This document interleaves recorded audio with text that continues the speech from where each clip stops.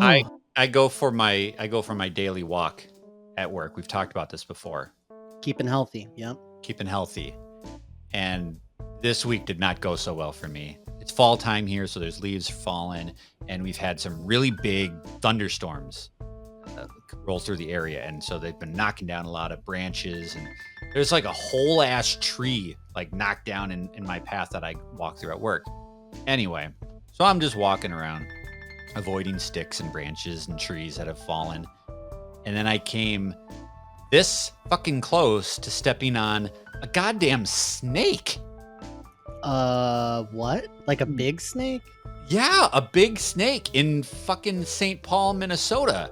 It was in the tree? It was on the sidewalk. I thought it was a stick. So I'm like, oh, there's a stick. And then I step next to the stick, and the stick goes, and it goes slithering away. I'll put the video of it right next to us as we're talking about it. Are you serious? Wow. Thing scared the shit out of me. There's a big difference between like, that's a snake, and I almost stepped on that snake. Yeah. And there's a reason that I don't live in like Florida, or California, because like I don't want reptiles around me. We don't have that here. Yeah. That's too much. I didn't even think that's way too much. So yeah, this snake scared the shit out of me. And I took my phone out and I was taking a video of it because I was going to show my wife how brave I was.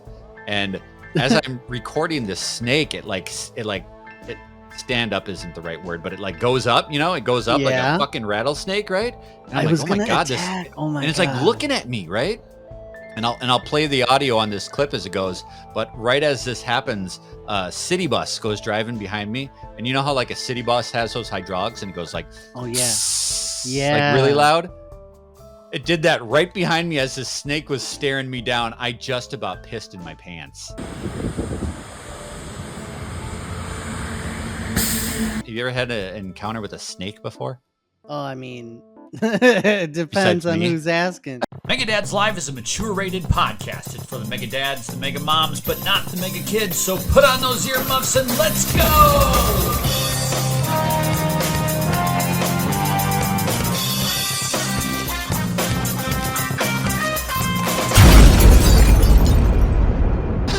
Wait, so when that hissed, did the snake get freaked out thinking you made the hiss and goes like running away? No. Or you thought the hiss was the snake? I thought the hiss was a snake and I jumped about 15 feet in the air. There was another snake like behind you. I had my music in, right? I had my AirPods in, so like my spatial awareness wasn't functioning. Plus I was staring this thing dead in the eye. It was like Indiana Jones at the bottom of the fucking snake pit where the ark comes out.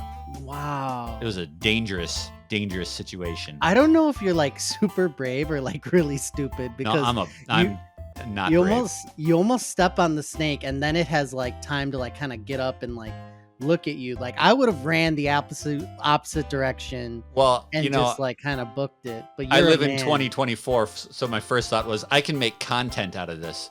Oh, okay. You're just like, let me get a couple YouTube shorts out of this motherfucker. Put my life on the line so I can record this snake. This is awesome. So we're gonna be able to see footage of the snake. I'm gonna put it on. I'm gonna put it on there. And then the next thing, like the very next day, I drive into work and I get a text from my wife, and she says, "There's a mouse loose in the house." Uh-oh. Longtime listeners of the show will know, like once a year I get a goddamn mouse in the house, right? And so I'm like, okay, well, did you guys get it before you left for work? Because I leave for work really early in the morning. Then my wife leaves after. And she said, no, we couldn't find it. We couldn't get it. I'm like, okay, well, did you like close off the doors so that we at least trap it in a certain? No, we didn't have enough time. Okay. So I'm coming home knowing that this mouse is just somewhere, right? Yeah. And I pick up the kids from school. We walk in, and my living room is trashed. You can tell that there was like a war zone. My wife and my kids were trying to get this mouse in the morning. So there's just like chairs are overturned. There's like a broom on the floor. There's boxes overturned everywhere. And so I start to clean up. I'm like, I can't handle this mess. It's chaotic. It's stressing me out. So I'm picking everything up, and I pick up one of the empty boxes, and there's like 2 pieces of cheese inside of it. And I said, said, Elliot, I'm like, what the heck is this? He's like, well, that's the bait. I'm like, for what? It's just an open box tipped over on its side. Like, that's not gonna, even if the mouse went to get the cheese, that's not gonna do anything, right? So I'm just, it's the worst trap ever. I'm like, you're literally just feeding him. You're encouraging him to stay by doing this, all right? I'd be like, boy, you ain't right. So I continue to pick stuff up and putting pillows up and blankets That's up. hilarious. And I go and I pick up this Cheez-It, this empty Cheez-It box. They took the bag of Cheez-Its out and they put an empty Cheez-It box sideways. Again, apparently as a trap, right? So I pick this thing up and I'm about to recycle it. And I look down and the mouse is in the Cheez-It box. It was just in there, right? So I pick this thing up and I'm about to like crush it, but I'm like, I look down and I'm like, oh my God, there's the mouse. I'm also going to put the footage of this side by side here. Get the fuck out of here. I know. And I'm like, God. So I went from like thinking to my son, like, you're an idiot. Like, this isn't going to do anything, sticking a box on its side. But the Cheez-It box worked. It absolutely worked.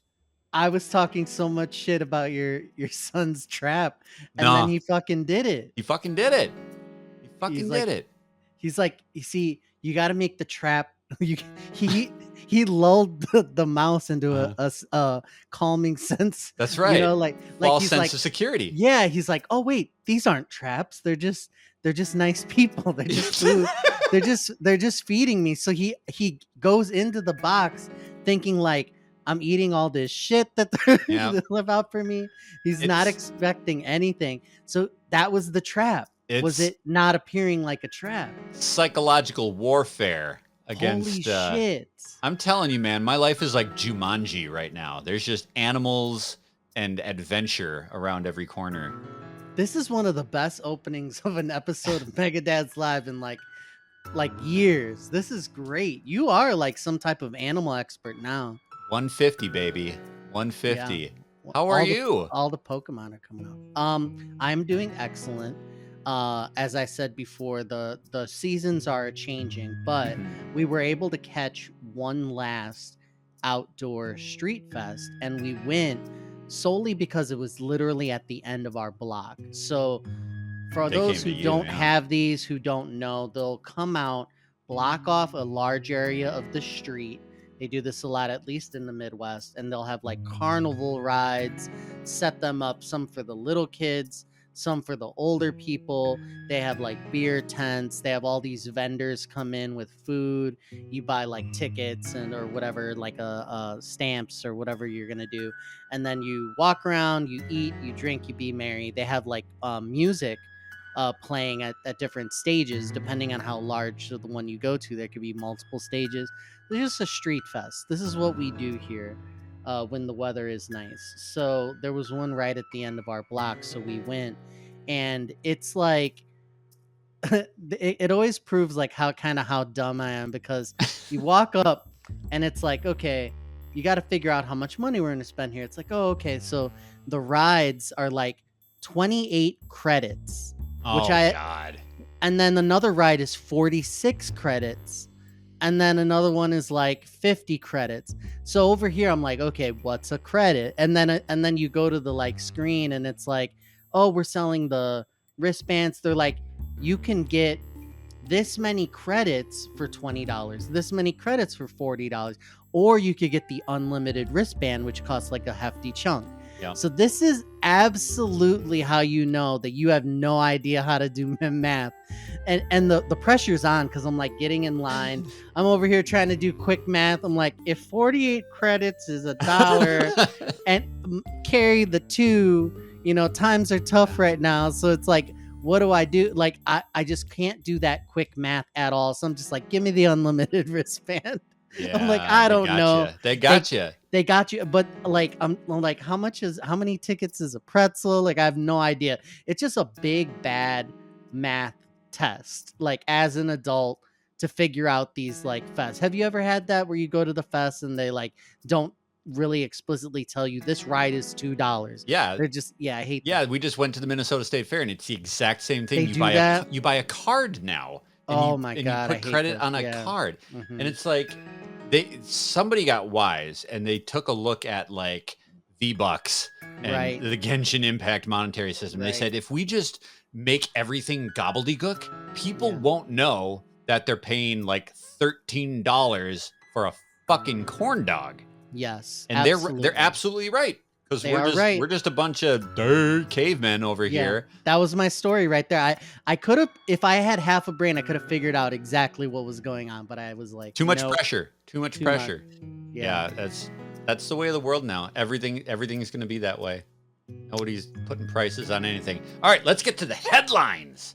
All right. These are the video game stories that we see fit to tell you. Antonio, what's our headline today? This is a headline / rumor, and it's getting a lot of traction. So at the time of you listening to this may have already broke and leaked even more to be official. But the rumor is that a lot more Final Fantasy games could be coming to Xbox. If you remember back in the day, there was this big announcement that all these Final Fantasy games were coming to Xbox, and then there was a gum in the works, and it never ended up happening. We didn't get a whole lot. We got some, but not all the titles. Especially, we had Final Fantasy VII Remake and Final Fantasy 16 not come to Xbox at all, and this has been a thing. Yeah. So rumor is that Square Enix is planning on bringing Final Fantasy games to Xbox consoles. The rumored games include the Pixel remasters, Final Fantasy 16 and Final Fantasy 7 Remake. Rumor is that this is going to be officially announced at Tokyo Game Show, which we know that both Sony and Xbox will have a presence at. So this is going to be interesting. I'm a huge Final Fantasy fan. I am an Xbox-centric person, and I've been upset at you and all the Sony fans for having the death grip on all of these amazing titles that are exclusives, and waving my big old Buster sword in your face. It's been terrible. How long did I wait to even try 7 Remake? Because I was like, I was waiting and waiting and waiting, and you finally saved me from myself. And I was like, excellent. Finally, thank God I was able to try it, and it was awesome. But I was waiting and waiting for these titles to come. Yeah. And, it's sad, but, they need to make their money, right? And these exclusivity deals, which I think is what's going on, these choices, let's say, even to have it just on the PlayStation consoles, or they'll put it on Switch, everything but Xbox, right? So I'm glad to see that Square Enix is starting to play ball here and giving us some love. Yeah, there was a little crack in the dam when they started bringing over, like you talked about, Octopath Traveler went to Game Pass, things like that. And Final Fantasy 16 and 7 Rebirth both underperformed as far as sales goes, which is, I still think it's just wild. Especially the Final Fantasy 7 one, where it's this is one of the most highly regarded games of all time. People have been begging for this remake project forever, and it comes out and it underperforms, which I personally don't understand. But they pretty much came straight out and said we're done with this exclusive stuff. We have to make our money back, and more power to them, because they should make their money back. If they're not going to make it exclusively on PlayStation, then bring it across the board and get it where you can get it. I'm very excited. I hope that at least some of these titles go to Game Pass the same way Octopath did, because I really want you to experience this 7. I don't know how far you got in 7 Remake when we got it for you on Steam, but yeah, I got a decent way through. I forget how many chapters or whatever they split it up in. Yeah. But I think I got at least halfway. I played a lot on my Steam Deck, actually. So. I truly think that when all is said and done, that this trilogy of games is going to be one of my favorite video game experiences of all time. I just love these games to death, and I know you're a huge Final Fantasy 7 fan, so I'm excited. I think this is happening. I know this is in rumor category, but it's pretty much a lock. I think I don't see a reason why it wouldn't at this point, but I think it'd be a good move for everybody. So hopefully it happens. Tokyo Game Show, I think, is later in September. I think on the 26th. If I'm not And I'm excited because this is injecting life. Not only Xbox going to Tokyo Game Show, but PlayStation's going to Tokyo Game Show for like the first time in 5 years, I think. Has it been? Wow. Tokyo Game Show has been a very like non-news breaking event for a several number of years, because I don't think Nintendo participates there at all. So it's been pretty much just third-party stuff and mostly, Far East games for quite a while now. And Tokyo Game Show used to bring some heavy stories, like a lot of great announcements. And with PlayStation going back there, there's rumors that we might finally get the actual showcase for the year. Because as you may remember, their state of play at the beginning of the summer was not a showcase. And a lot of people thought it was pretty lackluster. So with Xbox coming, bringing the heat, hopefully this Final Fantasy story, PlayStation coming back, like clearly they have something to talk about if they're coming back. This could be a very interesting September. So I'm really excited. And I'm happy that Tokyo Game Show is going to have a little bit more, because that's a long-standing show. And as we all know, I love these showcases. I love these big expo events. So anything that can keep this stuff alive is good news to me. Excuse me. Hundo Pete. All right. Well, it's episode 150. So we've got a double-decker of video games to talk about. I've been playing 2 games, one of which I got a code for. I'll talk about that one first. It is called Crossy Road Castle.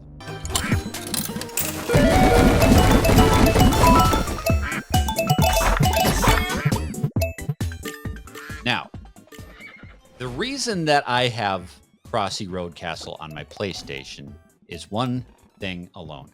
My family occasionally will visit a Dave & Buster's.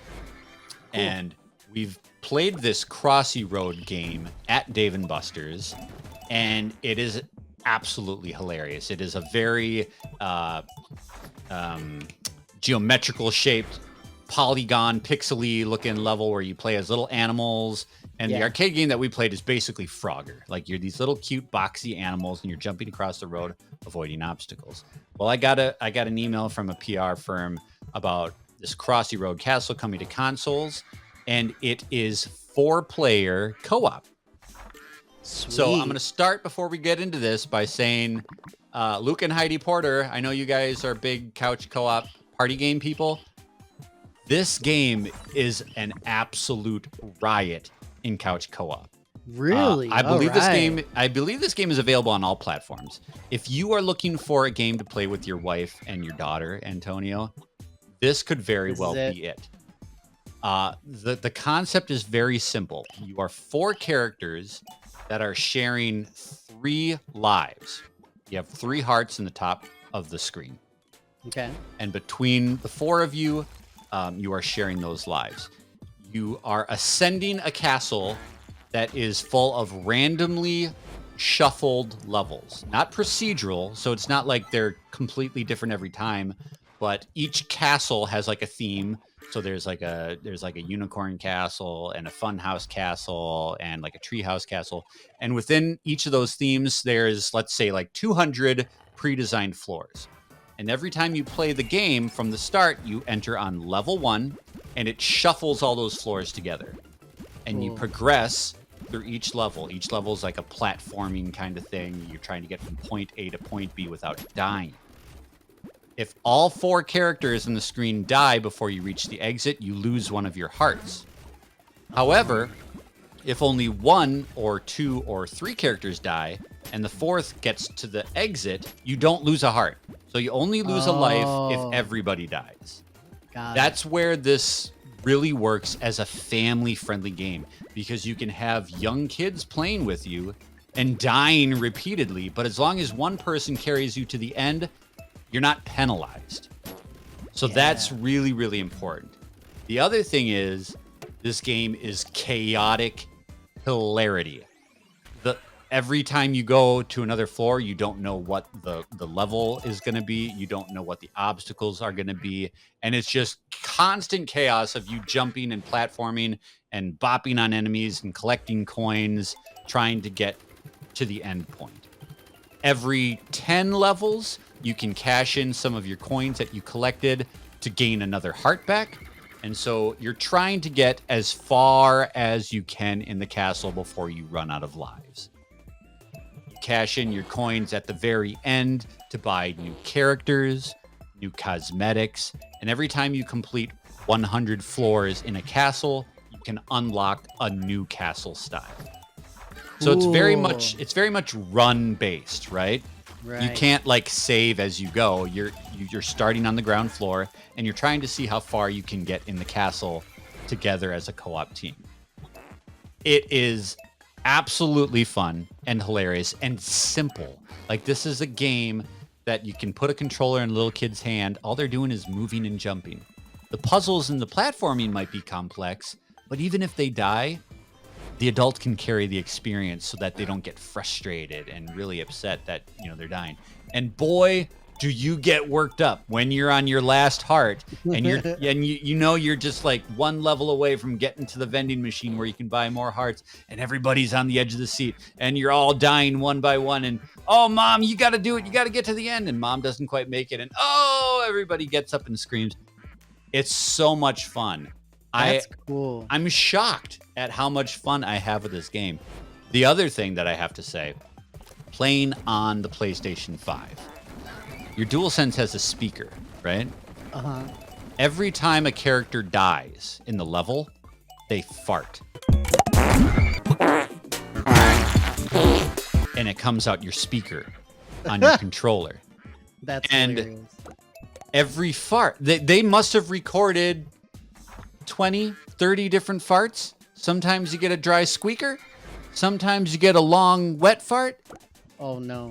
The volume of the fart varies each time you die. So every time somebody dies, no matter where they're sitting in the living room, you'll hear them fart.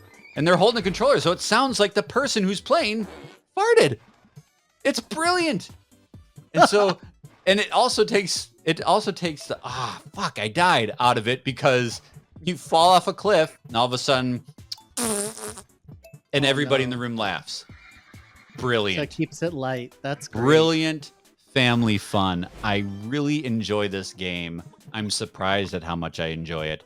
I encourage anybody who likes couch co-op. You can play it online too, but I really think this game is all about the couch co-op. It's gotta be. I really like Crossy Road, and I really like it in like the Dave and Buster's when they have it set up on that big screen and you're like doing the Frogger style. I was wondering before I started watching footage, like how this was going to work as a co-op platform experience, but visually it's really cool too because I like that style, and it looks great. Yeah, it's very simple graphics. And because everything is kind of like square shaped and very boxy, a lot of the challenge comes in like when you don't quite know which character you are because they've all got like those big eyes and you can kind of get lost in the chaos of, wait, I thought I was this guy over here. No, you're this guy way over here. And it's just, you laugh the whole time. It is such a great family game. I can't recommend it enough. It's coming September 11th to Switch, PS5, Xbox, Series S and X, and Xbox One. It's saying something here about it being on Apple Arcade as well, which is interesting. Yeah. So on iOS. Like I said, I'm sure it works just fine online, but like this is going to be one of our big Extra Life games this year. Yeah. So when you're watching stream and you see my family and I, it's very much, it's like the craziness of Overcooked without the frustration and everybody getting really mad at each other for not following directions. They don't have the thing like with Mario Brothers where like you knock into the other characters and you can knock them off the stage. Like, so you just pass through each other. Okay, that's smart. I'm glad they did that. And the mechanics are very simple. Again, it's just jump, move and jump, move and jump. That's all there. And fart. You can fart. That's Crossy Road Castle. It's a great time. Really encourage families that like playing together in the living room to give this a shot because I was blown away, surprised at how much fun it is. We play it. It's our family game now. It's our every night before bed game, Crossy Road Castle. The other game that I've been playing, also for PlayStation 5, my family got me for my birthday, Stellar Blade.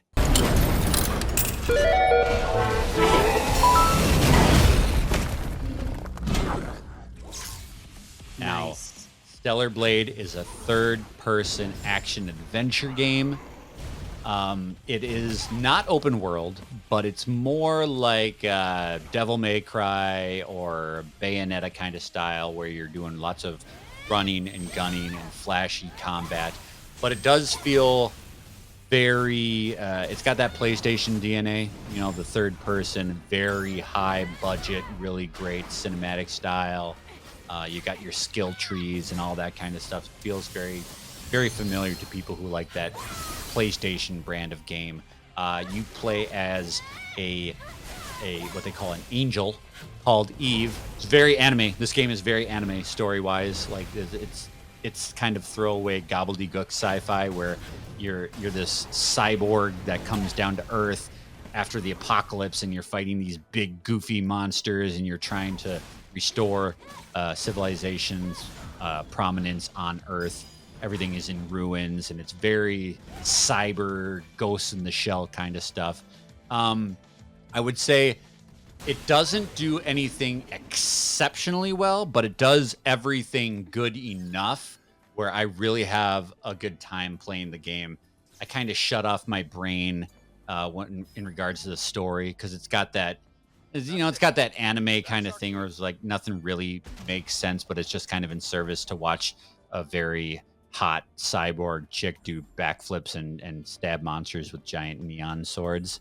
Graphics are really good. This is a first-time game from Shift Up, and I believe this is like a PlayStation partner, so it's not really a first-party game, but it's like an exclusive, kind of like what Kena was for a while. Can you talk a little bit about the difficulty level? Because for games like this, anything that looks even similar to this, the thought goes to something, is it a like hack and slash Devil May Cry? Like, you're gonna beat it. It's just a matter of, do you want to be flashy, or is it more like a Souls like where you're really having to be very careful to not get hit at all because it's very unforgiving? Where does this kind of sit in like the challenge level? Like, are you taking a lot of hits here? Is it more Yeah. about like dodge? How Well, complex is this to play? the good news is that it has adjustable difficulty. So Oh, good. Nice. it's Souls-esque in the fact that the combat most of the combat is hand to hand.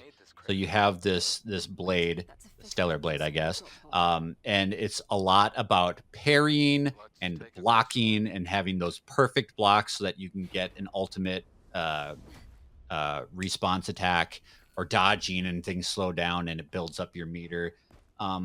But it's very it asks you to have really good reflexes and to be able to read the enemies.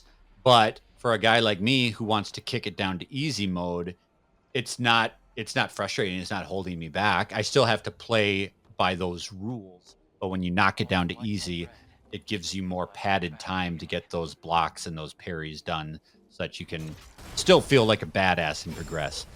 They do introduce lots of different combo attacks. They use every button on the controllers. So if you hold L1 and triangle, you do a certain attack, and L1 and circle, you do a special attack. And then they introduce range weapons. So you get like grenade launchers and laser cannons and things like that. But ultimately, it's focused more on that hand-to-hand combat. So think like Ninja Gaiden. It's very gorgeous. This game is definitely...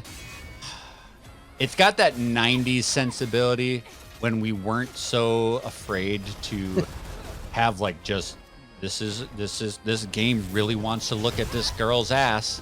Like everything jiggles on her.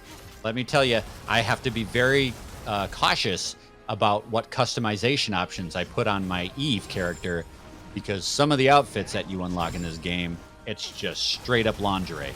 Like, straight up. Like, there's one that's got like cutouts around her boobs, and then she's got a little bit of mesh and then some tape over her nipples.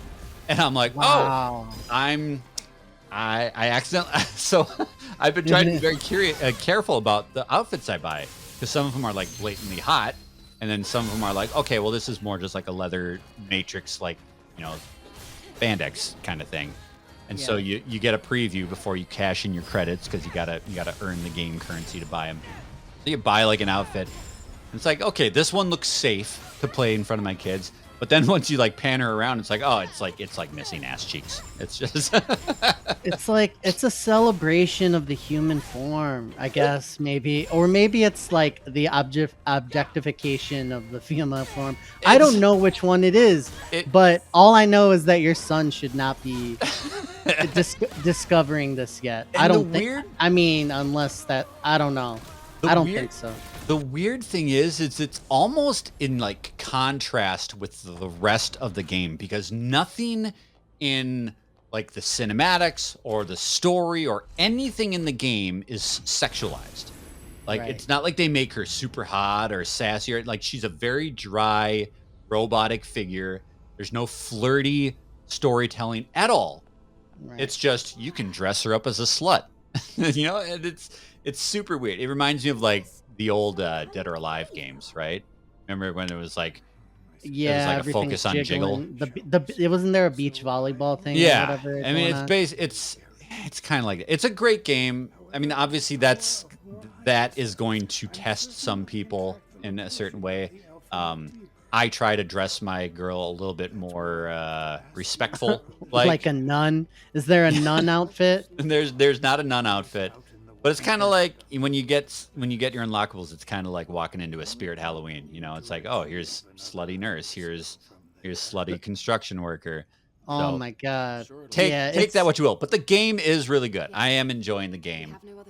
Unfortunately, I did not finish it in time for this wave of holiday games, so I'm still hoping I can complete it this year because I do think it's another good solid PlayStation exclusive, and I enjoy it a lot. It's pretty solid.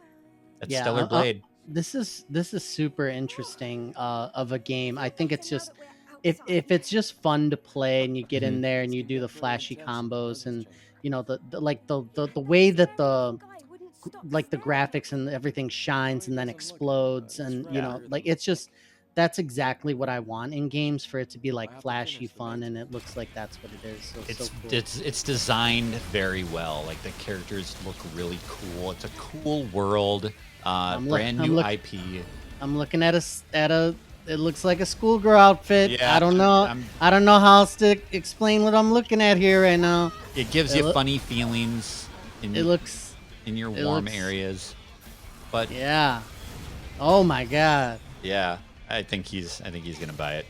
I'm seeing I think that sound is Yeah. either the caboose or the steam coming out of Antonio's ears, but we're going to wrap up episode 150 of Mega Dads Live with a recommendation for you folks of something we've been enjoying outside the world of video games. Antonio, what's up your caboose? There is a amazing location in the city of Chicago called the Stay and Play Game Cafe. We just went here for my mom's birthday, and on my sister's recommendation, my wife had always also heard about it. And this Stay and Play Game Cafe is a Puerto Rican restaurant / board game. Come sit down and play with your friends and family thing. And they have huge tables, stacks and stacks and racks of games everywhere. And it's clean and beautiful. And there's amazing ethnic like Puerto Rican music playing, and the vibe is unmatched. They have these amazing cocktail drinks that they're making, and it just was a fantastic time. They really, I thought, you know, for something like this, because I've seen other things like it, I was surprised at how many people were coming in and playing the games. Like everybody in there was just pulling things off the shelf, and not just like small setup games, like the big ones where there's like everybody had their cards and their dice and their whatever, and there's like, you know, and people would sit, come, eat, drink, and like it was just crazy. And like we, you know, got in some more basic stuff. We played like categories and like dominoes and things like that. But people go in there, the owners are fantastic, they know their clientele, and they're like, hey, whatever, Joan, like come in or whatever. And they're like, people have groups and they play like D&D and stuff like that there. It's excellent. So if you're in and around Chicagoland, it's on Irving Park Road. It's called the Stay and Play Game Cafe in Chicago. check it out. The food, the drinks, the atmosphere, top notch. It was amazing. How close are you to like downtown Chicago? 15 minutes if there's no traffic, an hour if there is traffic. Did it get really nuts over there when the Democratic convention came to town? Not really. It was all No? kind of like centered in like the area in and around where they had it, but the city's like pretty much huge, so everybody was like spaced out. So yeah, it wasn't really crazy. My caboose. All right. Don't make fun of me. Don't laugh, okay? My caboose is piano jazz. Love it. I am a dude who listens most of the year to like lo-fi, chill Fantastic. wave music Yep. during my work and study time. Like when I'm trying to decompress, I'm listening to lo-fi. But Hundo P. Yep. in the fall, when the colors start to turn, this is jazz time. This is absolutely jazz time. There's a couple.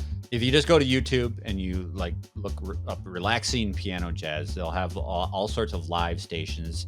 Usually there's like a coffee shop in the background or something like that.